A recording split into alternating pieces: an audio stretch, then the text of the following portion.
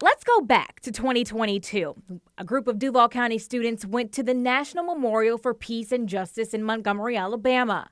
One of the students recommended coming up with lessons for middle schoolers because that's the age they felt they should have been exposed to the things at the memorial. 17-year-old Zuri Randolph was there. So why do you think it would have been nice to have that when you were in middle school? Because as you get older and they just hitting you because you're older, it'd be like, well, dang, why didn't I know this before? She and other students sat down and thought about what else they wanted to learn in Black history and what they could share for future generations. Now, 2 years later, along with 90 Forward, they released a Black history curriculum.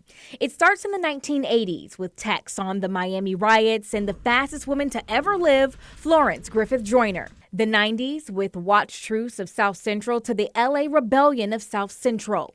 So a lot of people will refer to that as a riot.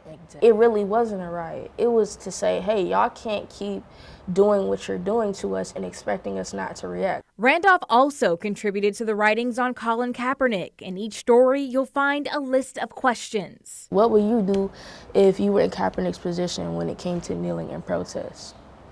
And explain why. So asking them to explain why gets them thinking, helping with that critical thinking skill. Because, you know, a lot of the concern is people are saying students are being told what to think and not how to think. I believe that these questions are a perfect guide to helping them teach themselves how to think. In 2022, Florida's Individual Freedom Act restricted race-related curriculum in schools, including topics with an unconscious bias and privilege.